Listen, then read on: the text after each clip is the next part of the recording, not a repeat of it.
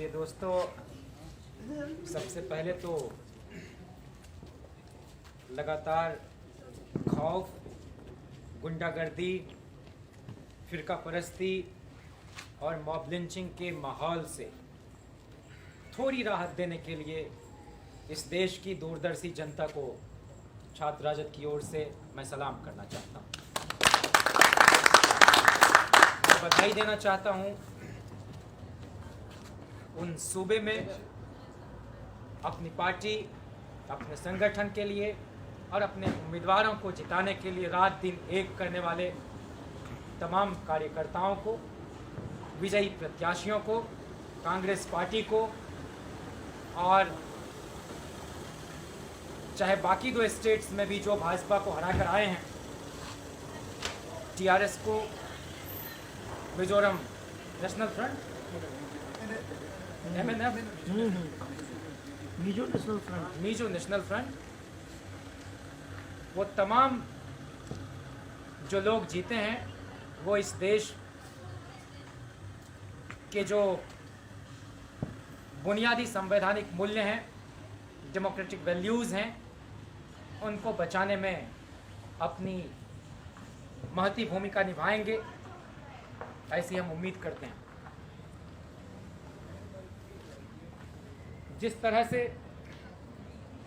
लगातार आइन के दायरे से बाहर जाकर संघ, भाजपा, विश्व हिंदू परिषद, बजरंग दल, उसके तमाम लोग बयानात जारी करते रहते हैं, वैसे में कल जिस शालीनता के साथ, जिस प्रखरता के साथ, जिस सौम्यता के साथ कांग्रेस पार्टी के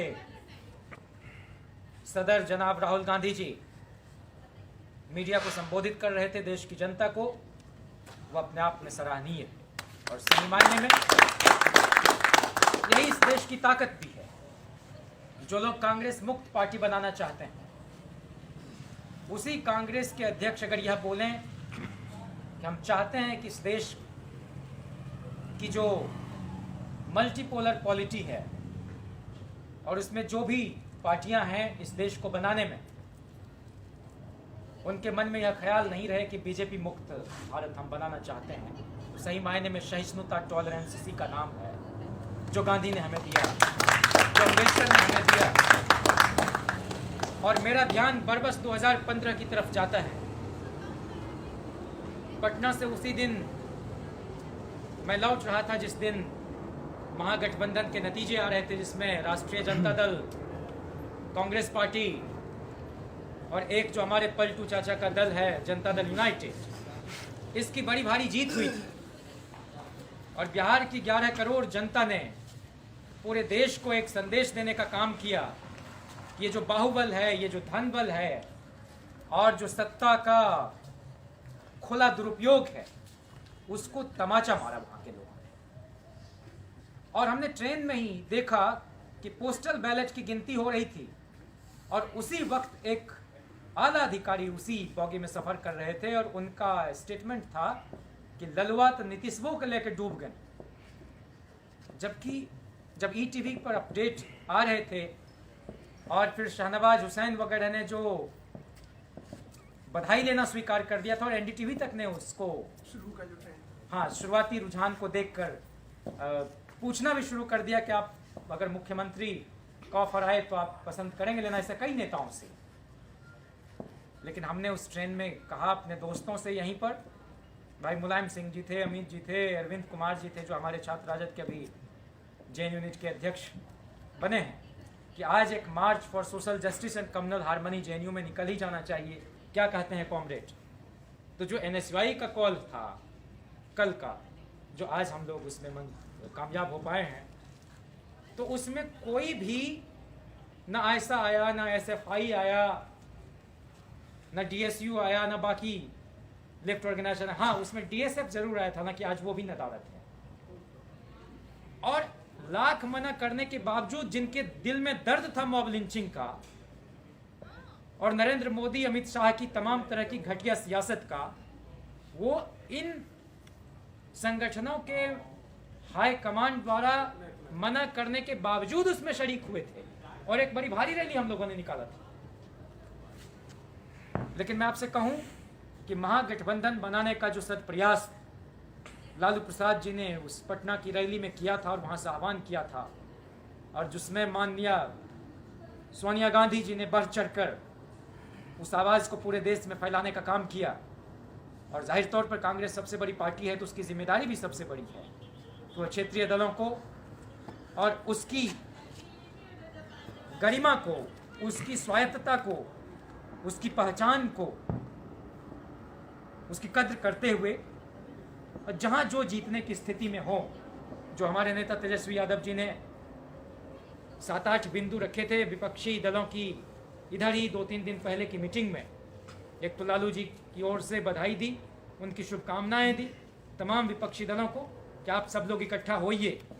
और राष्ट्रपति के चुनाव में भी जब महागठबंधन की सरकार थी और मीरा कुमार जी प्रत्याशी थी, तब भी लालू प्रसाद जी ने अपील किया था कि भाई नीतीश कुमार, आप ये ऐतिहासिक ब्लंडर करने जा रहे हैं कि बीजेपी के प्रत्याशी को सपोर्ट करके।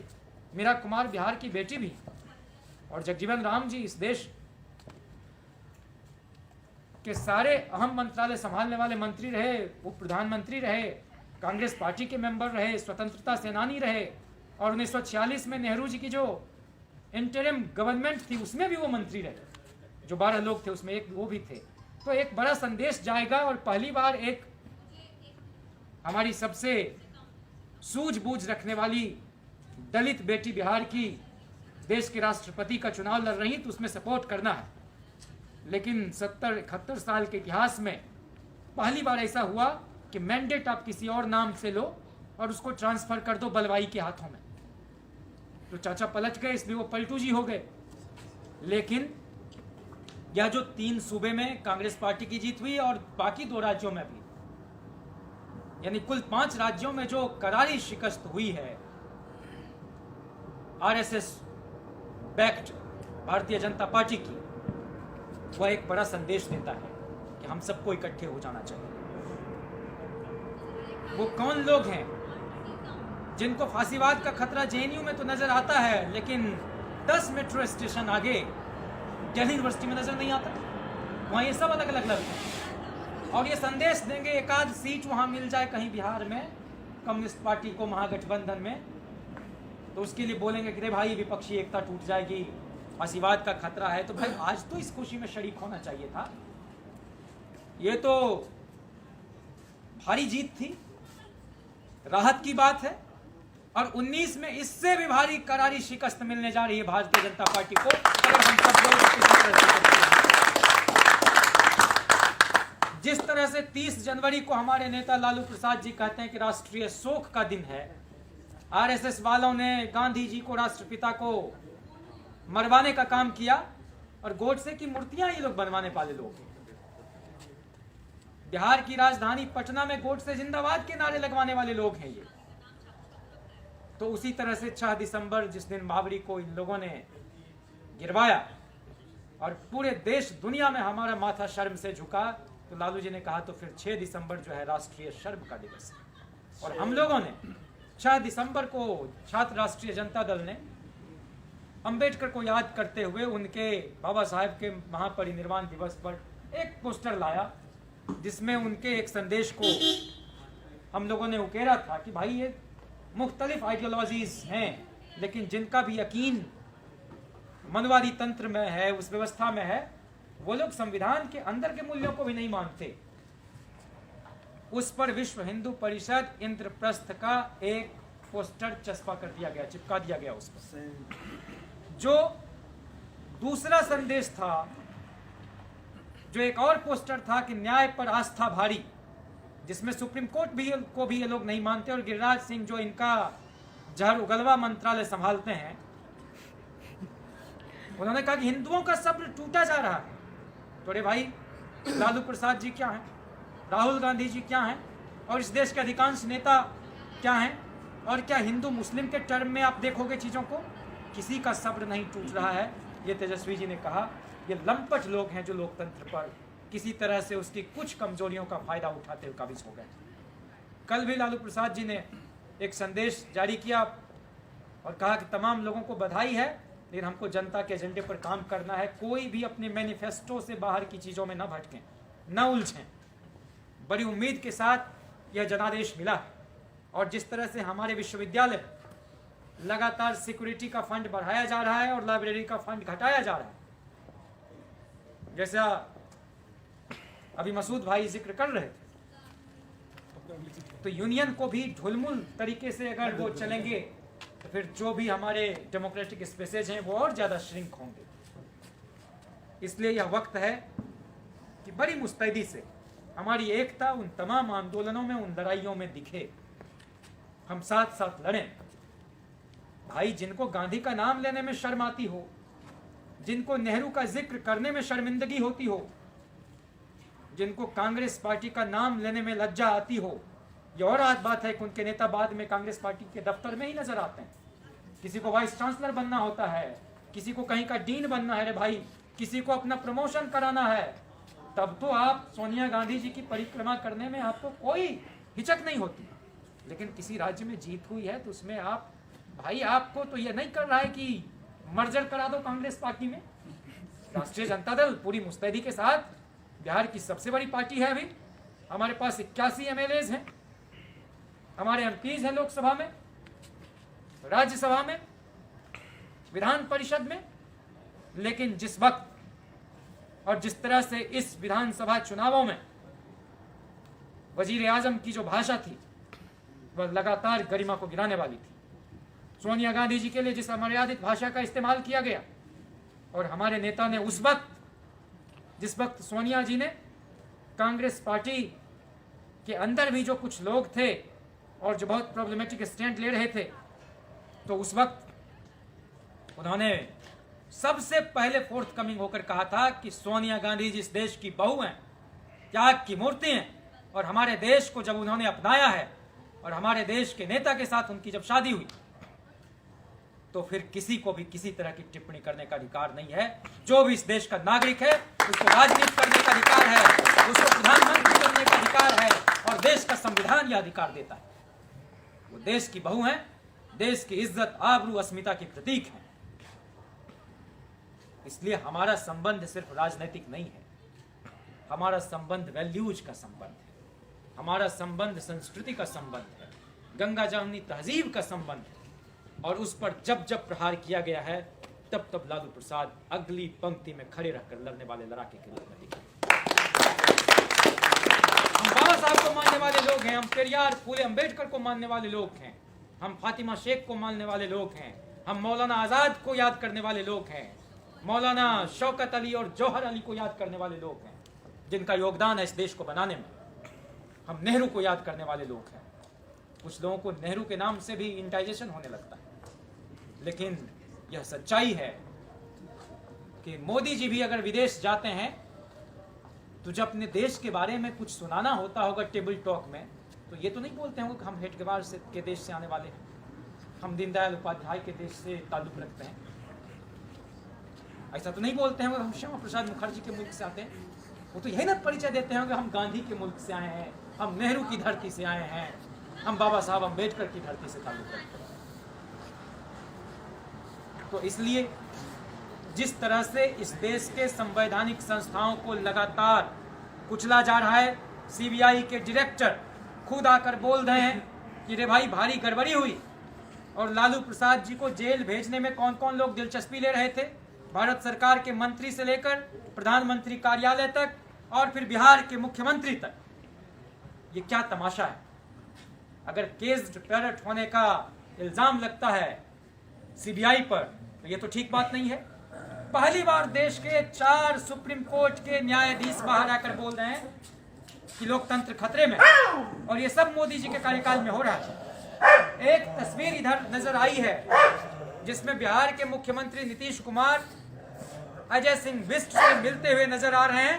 ये वही अजय सिंह बिष्ट हैं, इनको योगी मत बुलाइए,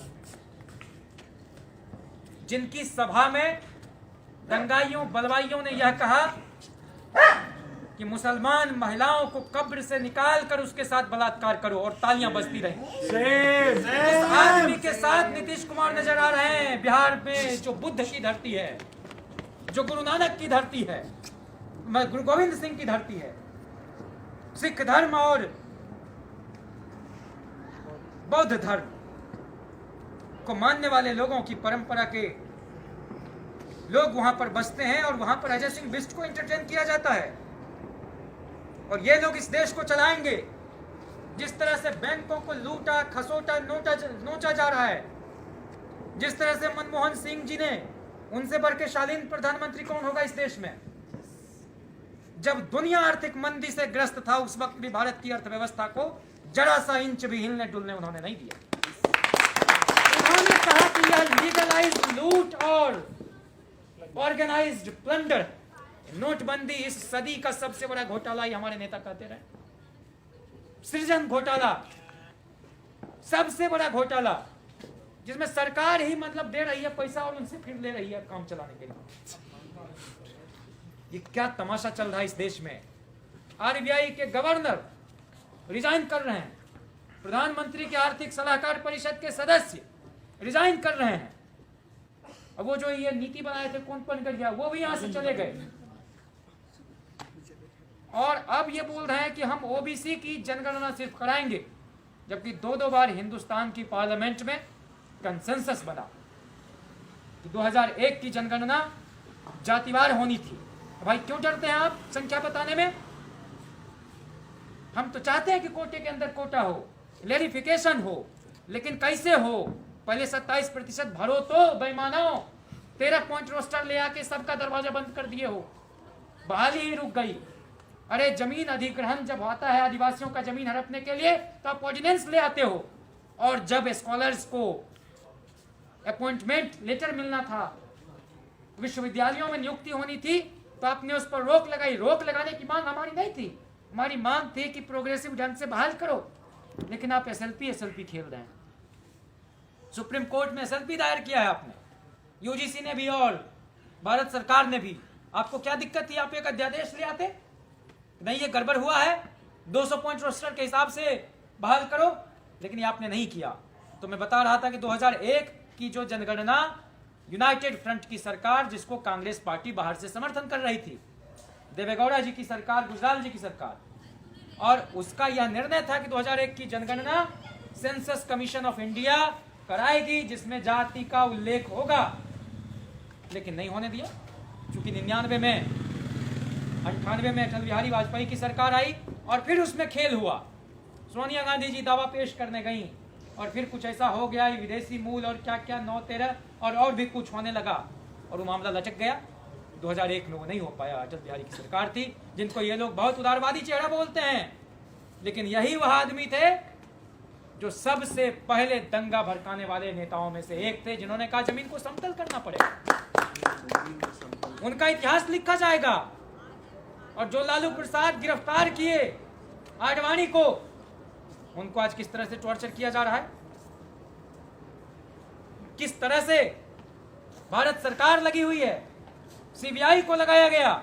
और सिर्फ लालू प्रसाद जी नहीं, तमाम विपक्षी एक दलों के जो नेता थे, उसमें चिदम्बरम से लेकर तमाम लोग, सबको कोई ईडी, कभी सीबीआई, कभी इनकम टैक्स अफसर आज ही जा चुका है। हमारा सब जितना भी लोग है, हमारी जो जनता है, और तेजस्वी जी ने तो कहा कि अगर इतना ही करना है रे भाई, तो हम अपने आवास में देते हैं जगह, यहीं खोल लो ऑफिस इनकम टैक्स का, सीबीआई का, ईडी का। ना बार बार तुमको आना पड़ेगा, ना हमको ये सब फालतू चीजें। हमको जनता के बीच रहना है, जनता के बीच जाना है।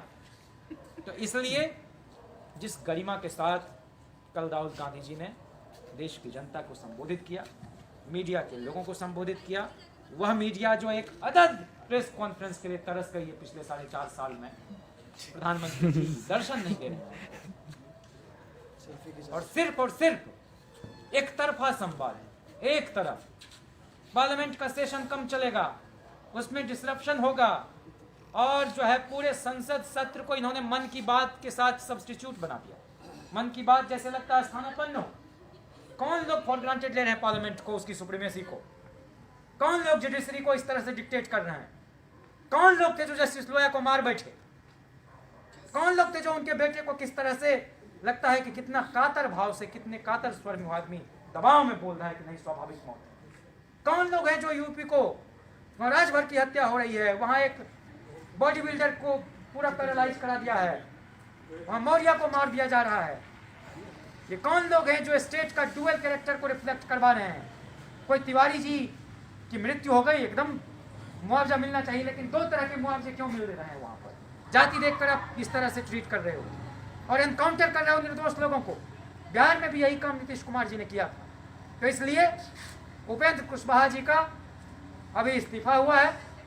वो इस देश के जो मजलूम हैं उसकी सियासत के साथ आए, ये अच्छी बात है, लेकिन दूरगामी सोच के साथ और भी लोग उसमें छोड़ेंगे पता नहीं। और रामविलास पासवान जी तो इलेक्शन का नोटिफिकेशन जब जारी होगा उसके 1 सप्ताह पहले भी निर्णय आ सकता है, ताकि हम उस निर्णय का स्वागत करेंगे। हम तो विपक्षी एकता की बात करें, जो लोग भी आ जाए, डूबती नाव में तो कोई सवारी नहीं करता।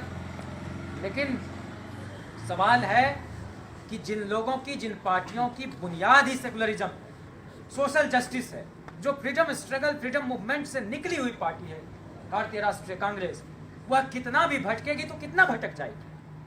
उसकी लिगेसी है, उसकी विरासत है, उसकी धरोहर है। गांधी उसको नजर आएंगे, नेहरू नजर आएंगे। सोशलिज्म पर ही चलना है, उसी पाथ पर। भले एलपीजी आ गया और तमाम चीजें आ गई, लेकिन मनरेगा को लाने वाले तो उसी यूपीए जिसकी चेयरपर्सन सोनिया गांधी जी थी और जिसमें ग्रामीण विकास मंत्री हमारे कद्दावर नेता आदरणीय रघुवंश बाबू थे। उसी वक्त तो मनरेगा आया था, जिसको ये मॉन्यूमेंटल डिजास्टर बोल रहे थे। यही बोल रहे थे नरेंद्र मोदी जी। इनके पास कोई विजन नहीं है। जितनी स्कीम्स चलाई यूपीए ने, उस सब का नाम हम बदल उदल के जिस तरह से भी, ऐसा ऑब्सेस्ड, ऐसा नार्सिसिस्ट, ऐसा अटेंशन सीकिंग सिंड्रोम का शिकार प्रधानमंत्री इस देश में आज तक नहीं हुआ और आगे भी नहीं होगा, क्योंकि 19 में हारने वाले हैं। सरकार बनने वाली है महागठबंधन। इसलिए जो 14 के लोकसभा चुनाव के वक्त लालू प्रसाद जी ने कहा था कि देश रहेगा कि टूटेगा, ये चुनाव तय करने जा रहा है, उस वक्त लोग सजग नहीं थे। हमारे वोटों का बंटवारा हुआ, लेकिन इस बार वह नहीं होने देना है। यह जेएनयू के लोगों की भी जिम्मेदारी है कि यहाँ पर वाइस चांसलर कुछ नहीं कर रहा। यहाँ पर वाइस चांसलर तो एक टूल हैं कम्युनल एजेंडे के, जिसमें commercialisation, communalisation, saffronisation of education system किया जा रहा है। टेक्स्ट बुक तक का पूरा मामला इधर से उधर हो जा रहा है। वो क्या है, रिवॉल्यूशनरी टेररिस्ट एक शब्द था उस किताब में, उस पर भी आपत्ति और तमाम तरह की चीजें हो रही हैं। कुल मिला के आपको हमको धसारा जा रहा है, लेकिन हमको आपको टाइट रहना है। और एक वाकये का जिक्र करते हुए मैं अपनी बात खत्म करूंगा। मेरी मुलाकात हुई थी फैज से।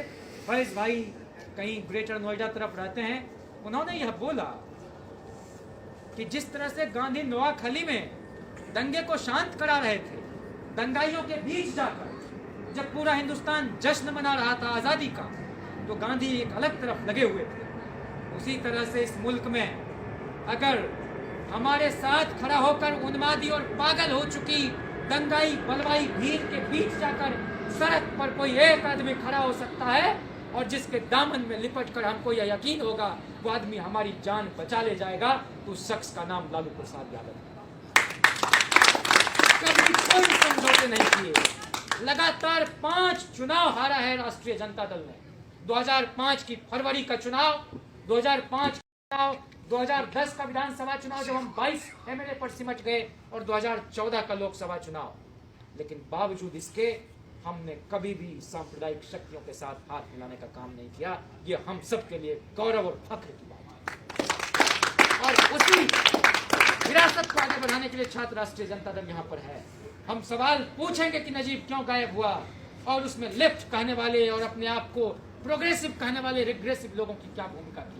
जब भी तारीख के पन्ने उल्टे जाएंगे तो यह सवाल लगातार इन लोगों को परेशान करता रहेगा। इसीलिए हमारे पोस्टर फाड़े जा रहे हैं। इसीलिए जब हमारे नेता ने जो 7 दिसंबर 1992 को दूरदर्शन और आकाशवाणी पर संदेश दिया था, इन बलवाइयों की मजम्मत करते हुए आरएसएस की, उसको फाड़ रहे हैं। और आपको जानकर हैरत होगी कि दूसरा जो हमारा पोस्टर था, यही राम मंदिर के नाम पर ये लोग जो धर्म सभा और धर्म संसद बुला रहे थे, उस पर लेफ्ट के लोगों का पोस्टर सटा हुआ ऐसा का। जबकि सारे यहाँ की रिवायत है कि सब पर नीचे लिखा हो रहा था कि प्लीज डोंट रिमूव टिल इतना इतना इतना, लेकिन उसके ऊपर आप साट रहे हैं। तो आप मत भूलिए कि हम लोग जमीन से जुड़े हुए लोग हैं, जमीनजीवी लोग हैं, यहाँ के बुद्धिजीवी होने का दम हम नहीं भरते। तो फिर जो आदमी रूट से जुड़ा हुआ रहता है, तो हमको फिर से मजबूर मत कीजिए, नहीं तो हमको लाठी पिला घुमावन और तेल पिलावन करते हुए देर नहीं लगेगी, जो हम करना नहीं चाहते हैं। लालू प्रसाद जी की देन है कि बड़ी मुश्किल से अपने पुरखों के त्याग तक बलिदान के बल पर यहाँ हम लोगों ने जेएनयू तक का सफर तय किया। हमको पढ़ने दो, बड़े चाव से और अपने मन से दिल से हमने कलम में रोशनाई भरने का काम किया है, और अब तो लाठी से लेकर लैपटॉप तक का सफर तय किया है हमने। तो हमको बाध्य मत करो कि हम पुराने फॉर्म में आए, नहीं तो यहाँ पर इलाज करके रख दिया जाएगा। जिस तरह से कांग्रेस में नरम दल गरम दल दोनों थे और दोनों के समन्वय से देश को आजादी मिली, तो राष्ट्रीय जनता दल अगर शालीन है, तेजस्वी प्रसाद जी अगर शालीनता, सौम्यता, शिष्टता की प्रतिमूर्ति आपको नजर आते हैं, तो फिर उसी राष्ट्रीय जनता दल में गरम तेवर के लोग भी हैं, और आप उनको मजबूर मत करो। हमारे संदेश को आप मिटा नहीं सकते। लालू प्रसाद जी के विचारों को थोड़ी देर के लिए ढक दोगे, लेकिन जो उनके विचार जनता के मानस तक पहुंच चुके हैं, जिसको जनता ने आत्मसात कर लिया है, लालू प्रसाद की जनता कोई बलवाई दंगाई धीर नहीं है, वह बहुत प्रबुद्ध नागरिकों की टोली है। हम किसी भी तरह के इस तरह के मंसूबे पालने वाले लोगों को कामयाब नहीं होने देंगे। इसलिए इस कैंपस में जो आज का कॉल था एनएसवाई का, वह विपक्षी एकता का कॉल, वह महागठबंधन का कॉल, यहीं से जो एकता का संदेश है इस कैंपस से पूरे देश में फैलेगा। और बाकी सूबे में भी जो है, जहां भी चुनाव होंगे और जो जनरल इलेक्शन होने वाले हैं, उसमें भारी बहुमत से जनता आपको हमको चुनेगी, हमारे नेताओं को सदन में पहुंचाएगी, जहां देश हित में बात होगा और देश के तोड़ने वाले एजेंडे को खारिज किया जाएगा। इसलिए हमारी यह अपील यहां से अगर आवाज पहुंचे इन 5 स्टेट के जो वजीर आला होने वाले हैं उन तक, या कांग्रेस पार्टी के मुखिया तक। और हाँ, एक बात और, हम बधाई देना नहीं भूलना चाहेंगे और धन्यवाद ज्ञापित करना समाजवादी पार्टी के नेता अखिलेश जी को और बहुजन समाज पार्टी के नेता मायावती जी को, जिन्होंने अनकंडीशनली सपोर्ट किया है जहां पर भी जरूरत पड़ेगी। यहाँ तो संख्या का खेल है, एक वोट से अगर अटल बिहारी वाजपेयी की 13 महीने की सरकार जा सकती है, तो एक वोट अगर मिल जाएगा तो सरकार बड़ी स्मूथली बन भी सकती है। तो इसलिए हम उनके शुक्रगुजार भी हैं, हम उनको बधाई भी देते हैं, उनके प्रति साधुवाद भी प्रकट करते हैं, और हर जगह इसी तरह की एकता का संदेश जाए, यही हमारी सबसे बड़ी कामयाबी होगी। हम सब की यह जिम्मेदारी है कि इस गंगा जमनी तहजीब को बचाए रखें, फिर कोई दूसरा नजीब यहाँ से गायब नहीं हो, फिर किसी दूसरे विद्रोही को इस तरह से भटकना नहीं पड़े इस कैंपस में। ये आपकी और हमारी सबकी रिस्पॉन्सिबिलिटी है। फंड कट इस तरह से जो कर रहे हैं, ये नमूने हैं, सरकार बदलेगी, इन सब का मिजाज ठंडा हो जाएगा 2 मिनट में। इसलिए सारा खेल वहां से हो रहा है, पार्लियामेंट से सब खेल फिक्स्ड हो जाता है। इसलिए वहां की सरकार को बदलो, और आपको हमको अगर जाना पड़े अपने अपने सूबे में अपने नेताओं को जिताने के लिए, तो निश्चित रूप से वो काम होना चाहिए। जो लोग कहते हैं कि ये लोग दिन भर यही सब करते हैं, पढ़ते लिखते कम है, तो गांधी से ज्यादा किसी ने नहीं लिखा, किसी ने नहीं बोला। नेहरू से ज्यादा कौन लिखेगा? अंबेडकर से ज्यादा दुनिया के तमाम विषयों को छूते हुए कौन इस तरह की दार्शनिक बातें करेगा? लेकिन उनसे बड़ा राजनीतिक काम कोई कर रहा था उस वक्त क्या? इसलिए दोनों काम साथ साथ चलने वाले हैं। आप लिखो भी, आप बोलो भी, और आप लड़ो भी, और अपने अपने स्टेट्स में जाकर उन नेताओं को जिताने में अगर आपकी 10%, 2% भी भूमिका बन पाए, तो उस भूमिका का जरूर निर्वहन किया जाएगा। इसी उम्मीद और यकीन के साथ कि हमारे नेता लालू प्रसाद जी की सेहत में थोड़ी सुधार आए, उनको जिस तरह से टॉर्चर किया जा रहा है। जब मैंने इस बात का जिक्र किया था कि मैं रूस गया था, वहाँ पाकिस्तान के 2 मित्र मिल गए थे। वो दोनों मित्र 186 देश के लोग आए थे। उन्होंने, वो सिंध प्रांत से आते हैं, उन्होंने जैसे ही जाना कि हम बिहार से हैं, उन्होंने पहला प्रश्न पूछा, अरे भाई लालू जी कैसे हैं, उनकी खैरियत तो है, उनकी सेहत कैसी है? सुना है कि आपके मुल्क की सरकार जो है बड़ी बेशर्म है, वो बहुत टॉर्चर कर रही है उनको। तो हमने कहा भाई आपको लालू जी के बारे में कैसे मालूम? उन्होंने कहा ऐसा है कि सिर्फ आपके हिंदुस्तान में वो मशहूर नहीं है, हमारे मुल्क में भी उतने ही मकबूल हैं और उतने ही चाव से यूट्यूब पर वो सर्च किए जाते हैं, सुने जाते हैं। तो मैंने कहा लेकिन आपको जरा सा भी इस बात का इल्म नहीं है कि आप ही के सिंध में पैदा हुए आडवाणी को उन्होंने गिरफ्तार किया था, तो एक सिंधी होने के नाते आपको जरा सा भी बुरा नहीं लगा? उन्होंने कहा नहीं नहीं, दरअसल इसीलिए लालू प्रसाद के लिए हमारे मन में गहरी इज्जत है कि आडवाणी जैसे लोग चाहे सिंध में पैदा हो, कि पेशावर में, कि इस्लामाबाद में, कि लाहौर में, कि कराची में, आडवाणी जैसे लोग आग लगाने वाले लोग हैं और लालू प्रसाद जी जैसे लोग आग बुझाने वाले लोग हैं। इसलिए हमारे नेता का संदेश पूरे देश में विपक्षी एकता का है, महागठबंधन को बनाने का है। जितने लोग उसमें शरीक हो सके उतने लोग आए और अपॉर्चुनिस्ट लोगों की भी शिनाख्त हो, उसकी पहचान हो, किनको कहाँ सब मरोड़ उठता है पेट में, किनको किस बात से दिक्कत है। हम तो गांधी को मानने वाले लोग हैं, अम्बेडकर को, नेहरू को मानने वाले लोग हैं, कर्पूरी जगदेव की विरासत से आए हैं। इसलिए हमारे नेता इसी रूप में जाने जाते रहे, हम सब भी उसी ट्रेनिंग के साथ काम करते रहें। इसलिए सोनिया राहुल जिंदाबाद, राहुल तेजस्वी जिंदाबाद, इस नारे के साथ पूरे देश भर में यह संदेश जाएगा। और जो हमारे नेता उस वक्त कहते थे उसमें थोड़ी तब्दीली के साथ कि ट्रंप हटाओ दुनिया बचाओ, मोदी भगाओ देश बचाओ, जग्गू भगाओ जेल बचाओ।